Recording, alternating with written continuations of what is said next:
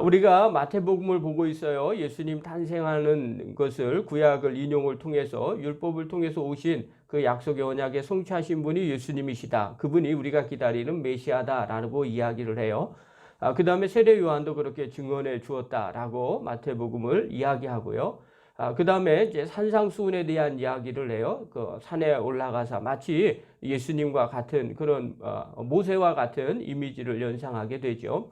마태를 통해서 유대인 공동체들에게 하시는 메시지가 바로 이 부분이에요. 우리가 기다리고 있는 이 예수님이 언약의 예수님이시다라는 걸 말씀하려고 하는 거고요. 또 하나는 우리가 알고 있는 바리새인들 뭐 그런 사람들이 얘기하는 모세, 선지자 모세보다 더 뛰어난 선생님이 바로 예수님이시다라는 것들을 강조해요. 그래서 예수님이 전해주는 말씀을 율법을 내가 폐하러 온 것이 아니라 완성하게 왔다. 어저께 그런 이야기를 한 것 같은데 그 내용은 폐한다는 건 어떤 거냐면 율법을 없애버린다라는 의미가 아니에요.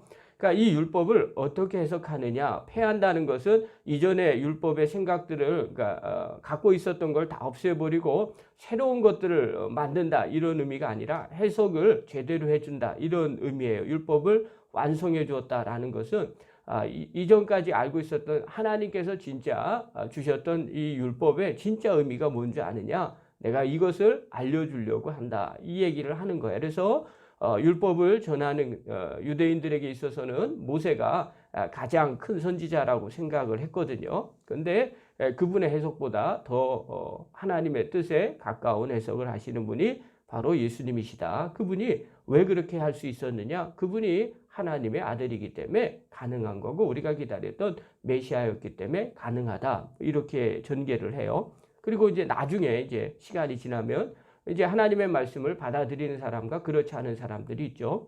그래서 받아들이는 사람들은 메시아라고 그럼 믿는다고 치자. 그럼 우리가 기다리고 있던 메시아는 이 로마의 압제에서 우리를 구원하고 해방하는 메시아를 의미하거든요. 그러나 예수님은 그렇게 이야기하지를 않으세요.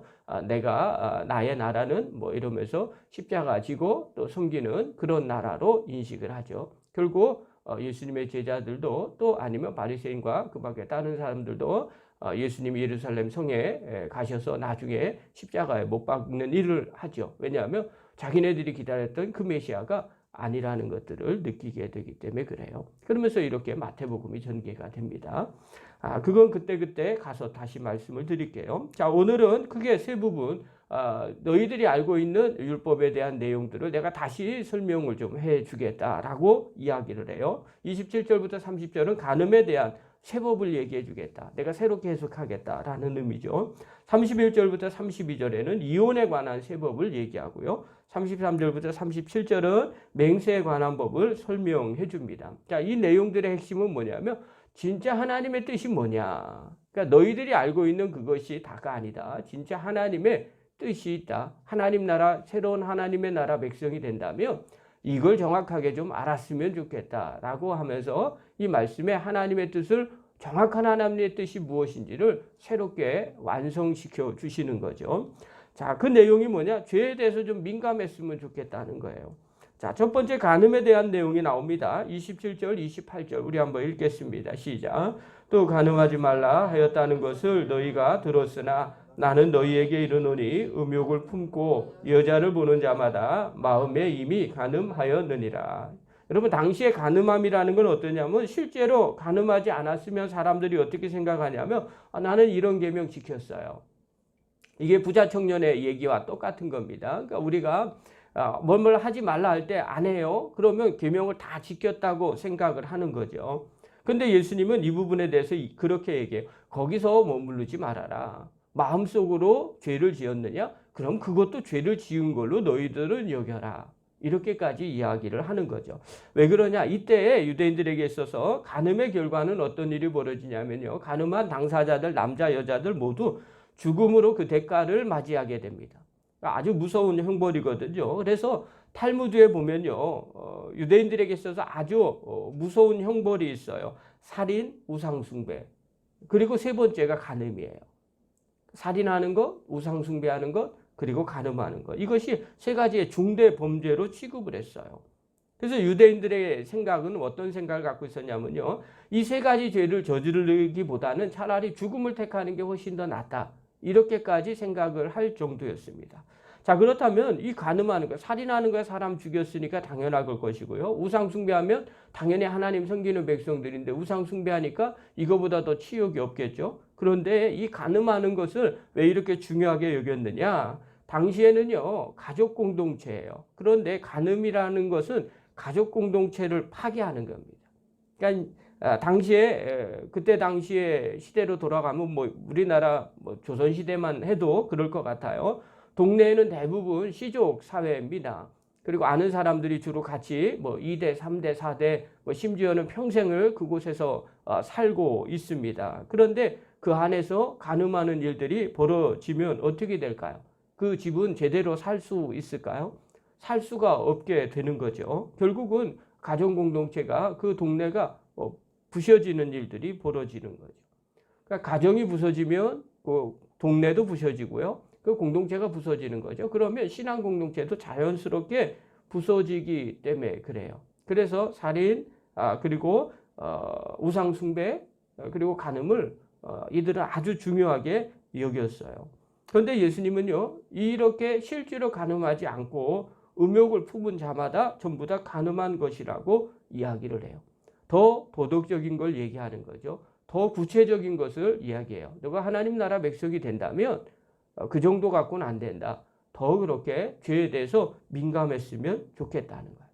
그러면서 이야기를 하죠. 문자적으로 그런 사람은 어떻게 하느냐? 차라리 눈을 빼버려라. 이것은 진짜 눈을 빼버리라는 문자적인 의미가 아닙니다. 그만큼 아주 심각하게 이런 문제를 바라보라는 겁니다. 왜 이렇게 얘기하느냐? 그때 당시에 바리새인들은요, 율법을 잘 지킨다고 생각했어요. 그래서 나는 그렇게 간음하지 않았다라고 이야기하면서 마음속으로는 온갖 죄를 다 저지르고 있었어요. 율법적으로 신앙생활하는 사람들도 그렇죠. 이런 사람들을 위선적인 사람이라고 말하는 거죠. 근데 이런 사람들의 삶의 모습이 어떨까요?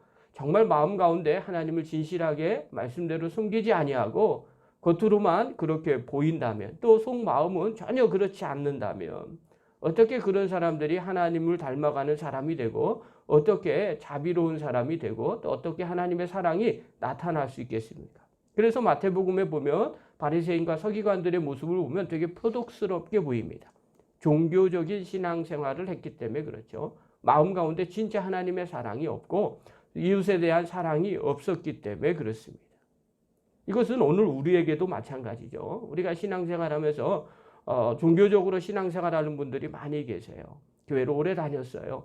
그러니까 안 하는 것들은 있거든요. 그러나 마음에는요, 뭐 미워하고 시기하고 질투하고 세상 사람들과 다를 게 별반 다를 게 없어요. 그저 교회만 다녔다는 것 뿐이죠. 교회 안에서만 특별한 일을 안 하는 것 뿐이죠. 이런 사람들에게 이야기를 하는 거죠. 그런 식으로 신앙생활 한다면 하나님 나라 백성이 될 자격이 없다. 죄에 대해서 좀 민감하기를 바란다. 오늘 우리의 삶도 한번 점검해 보십시오. 우리의 마음이 어떤지 순간순간 하나님 앞에서 내가 살고 있는가 늘 점검하시고 하나님이 좋아하는 것들만 마음 가운데 새기는 믿음의 종이 되기를 간절히 축원합니다. 두 번째, 이혼에 대한 부분을 보면요. 31절과 32절 보십시오. 읽겠습니다. 시작. 또 일러스되 누구든지 아내를 버리려거든 이혼 증서를 줄 것이라 하였으나 나는 너희에게 이르노니 누구든지 음행한 이유 없이 아내를 버리면 이는 그로 간음하게 하며 또 누구든지 버림받은 여자에게 장가드는 자도 간음함이니라. 자, 이혼에 대한 이야기를 했는데 전제 조건이 하나 있어요. 당시에는 남녀가 불평등한 사회였습니다. 그러니까 우리나라도 조선시대만 해도 뭐 남편이 죽게 됩니다. 그리고 남편이 최고로 여겼던 그런 뭐 사회였지 않습니까? 그것처럼 그럴 때 불합리한 일들이 너무 많이 있었던 거예요. 옛날에 뭐 칠거지약 이렇게 얘기해서 아이를 낳지 못하면 뭐 여자가 소박을 맞게 되고, 근데 사실은 아이 못 낳는 책임은 남자에게 있거든요. 또 아들 못 낳으면 또 그렇다. 뭐 이렇게 말도 안 되는 일들이 옛날에는 있었어요. 불평등한 사회였기 때문에 그렇죠. 유대 사회도 마찬가지였어요. 되게 불평등한 사회였어요. 그래서 남편이 없으면 아내가 또 여자가 아이가 특별히 할 수 있는 일들이 딱히 없었어요. 그래서 성경에 보면 고아 과부들을 불쌍히 여기라고 하는 말은 또 그런 것 때문에 생겨나게 됐습니다.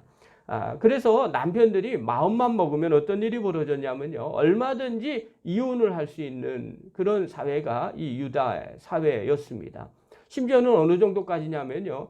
남편의 아내를 이혼시키려고 기분이 나쁘면 이혼도 할 수 있게끔 해줄 그 정도였습니다. 그러니까 하나님을 믿는 하나님의 백성들 가운데 그렇게 남자가 마음만 먹으면 무엇이든지 다 해줄 수 있고 이혼도 할 수 있는, 그리고 이혼 융서를 써줄 수 있는 그런 사회예요. 그래서 예수님이 그 사회에서 그런 모습을 본 거죠. 이것은 사실로 악한 일인 거죠. 실제로 간음을 해서 이혼할 수는 있는 거죠. 성경은 그렇게 말하니까요. 그러나 그렇지 않고 하는 것들은 전부 다 간음한 것이다.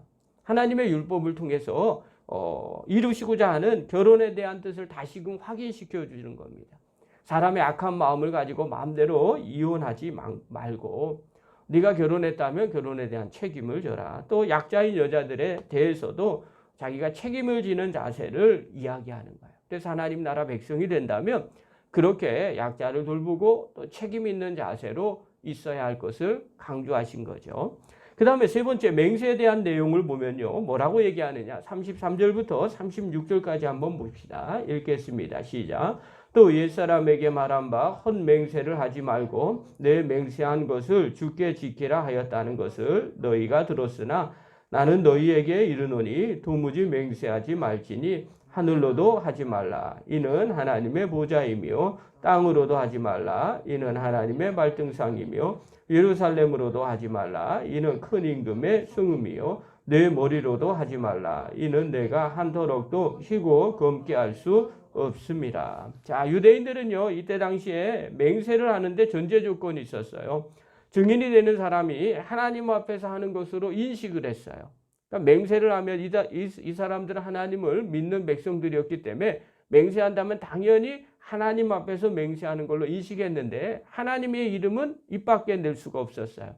왜냐하면 그건 불경건한 모습이었기 때문에 하나님의 이름을 사람이 함부로 말할 수가 없겠죠. 그래서 행위로 표시를 해요. 두 손을 들고 하늘에 들고 맹세를 해요. 자, 이 의미는 내가 하나님 앞에서 맹세를 한다, 이런 의미예요. 어저께인가요? 그저께인가요? 미국의 대통령이 대통령 취임식을 했어요. 그런데 성경책 위에다가 미국 대통령은 성경책 위에다가 한 손에 성경책을 위에다 놓고 그리고 손을 얹고 선서를 합니다. 대통령으로서 어떻게 살겠다. 그런데 그 성경책이 그 집안 대대로 내려오는 성경책이라고 이야기를 하더라고요. 그래서 거기다 대고 선서를 한 거죠. 근데 왜 미국 대통령이 성경책 위에다 손을 얹고 선서를 합니까? 이 행위의 근원은요, 이 성경 하나님의 말씀, 이 하나님 앞에 내가 이렇게 대통령으로서 선서를 한다는 의미가 그 안에 들어 있어요. 그러니까 성경책을 보면서 그리고 그 위에다가 하나님에 대해서 말을 하나도 안 하지만 그런 의미를 내포하고 거기다가 놓고 선서하는 거죠. 자, 유대인들의 맹세는요, 두 손을 들고 하나님 앞에 그렇게 맹세하는 맹세를 하고 있어요. 그래서 당연히 하나님 앞에 맹세를 하는 거예요. 그런데 누가 이런 맹세를 주로 하는지 아십니까? 이것은 믿지 못하는 사람들이 상대방에게 믿음을 주려고 하는 겁니다. 여러분, 상대방이 믿으면 뭐 맹세 같은 거 하겠습니까? 전혀 안 합니다. 그냥 그 사람이 한마디 하면 무조건 믿어요. 왜냐하면 저 사람은 신뢰할 만하고 저 사람 믿을 만한 사람이기 때문에 그래요. 그러나 주로 못 믿는 사람한테 맹세를 시키는 거예요. 그리고 본인도 오죽 답답하면 맹세까지 하겠습니까? 그 말은 상대방이 나를 절대 믿지 못한다는 거예요. 유대 사회가 실제로 좀 체면 문화가 있었던 사회입니다. 그리고 하나님의 이름으로 하지만 해야 할 것, 하지 않아야 될 것을 전부 다 율법적으로 구분했던 사회입니다. 그래서 교묘하게 법망을 피한다고 얘기하나요? 요즘은 법기술이라고 얘기하더라고요. 법을 많이 하는 사람들이 자기가 못하는 것들 그리고 불법을 저지르는데 법을 피해가면서 그것을 하더라. 그래서 실질적으로 이렇게 가끔씩 보면 말도 안 되는 일들인데 법이 그렇게 돼서 그렇게 뭐 무죄 판결을 나기도 하는 그런 이야기들을 해요. 근데 유대 사회가 그런 사회였어요. 그래서 해야 될 일, 하지 않아야 될 그 사이를 교묘하게 다니는 사람들이 있어요. 그래서 예수님께서 이야기를 해요. 야, 맹세 하나님 앞에서 하는데 그렇게 하지 말라. 뭐라고 얘기하느냐? 그런 거 없이 너가 하나님의 백성이라면 그런 맹세도 필요 없는 진실한 삶을 살았으면 좋겠다라는 걸 얘기하는 거예요. 그래서 57절에 이렇게 말을 해요. 57절 읽겠습니다. 시작. 오직 너희 말은 옳다 옳다 아니라 아니라 하라. 이에서 지나는 것은 악으로부터 나느니라. 많은 사람들이 똑부러지게 합니다 안 합니다 얘기하면 되는데 그렇지 않다는 거예요. 자꾸 맹세하면서 빙글빙글 돌리더라는 거죠. 그러니까 이 말은요, 맹세가 필요 없을 정도로 분명하게 살았으면 좋겠다.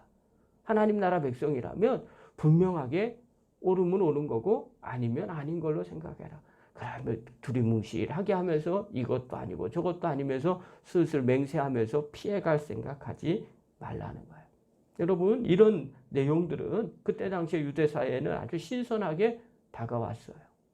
유대인들을 보거나 또 많은 백성들이 볼 때 이 기존 내용을 넘어서서 하나님 뜻에 점점 더 가깝도록 하신 것이 이 하나님이 율법을, 예수님이 율법을 다시금 설명해 주는 거예요. 그게 5장부터 8장까지의 산상수훈의 내용입니다. 그러므로 여기 핵심은 다른 게 아니죠. 우리가 삶 속에서 대충대충 내 마음대로 내가 원하는 대로 돌려서 성경을 해석하지 말고 더 하나님 뜻이 무엇인지 분명하게 민감하게 바라보면서 살아가라. 그것이 바로 성도의 삶이니라 라고 말씀해 주고 있어요.